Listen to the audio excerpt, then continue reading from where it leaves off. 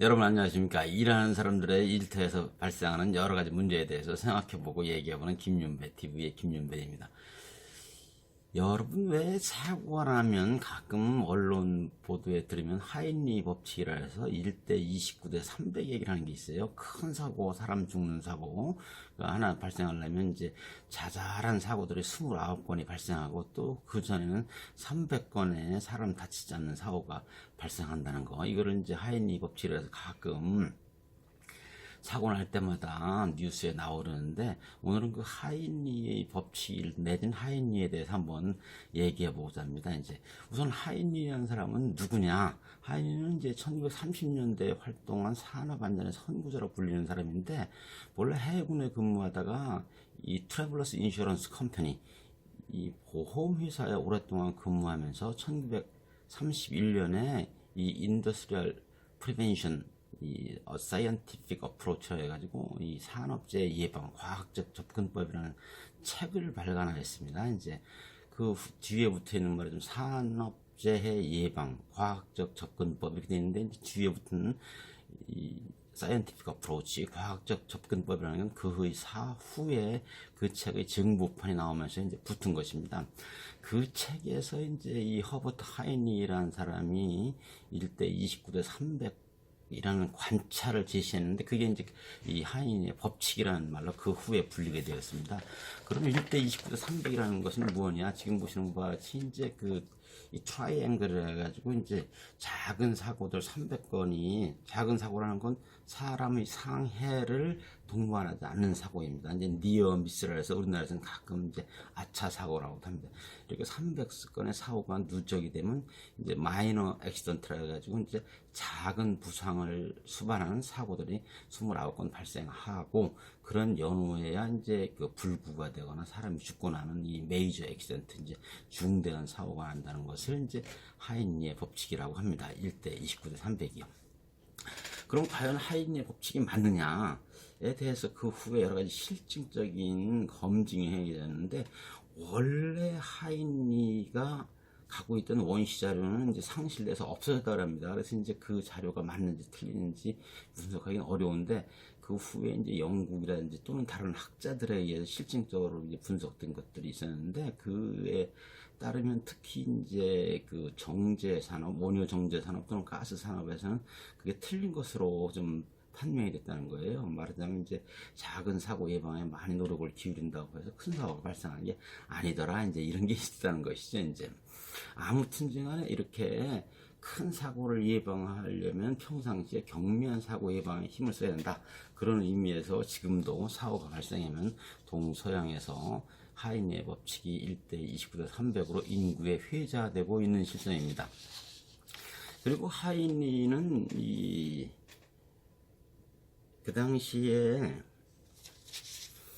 보험회사에 근무하면서 몇 가지 자료를 분석한 게 있어요. 이 사람이 분석한 게 이 보험 청구된 거 12,000건 그리고 이 공장에서 제출된 상해보고서 63,000건을 분석해가지고 보니까 그 가운데 사고 가운데 88%는 이 unsafe act 사람이 불안전한 행동에서 기인했고 그 다음에 10%는 이 불안전한 상태에 기인했고 나머지 2%는 불가피하게 발생했다는 것입니다. 그래서 말하자면 인간 행동에 기인한 88%하고 물적인 요인에 기인한 10%, 98%는 예방 가능하다고 얘기했습니다.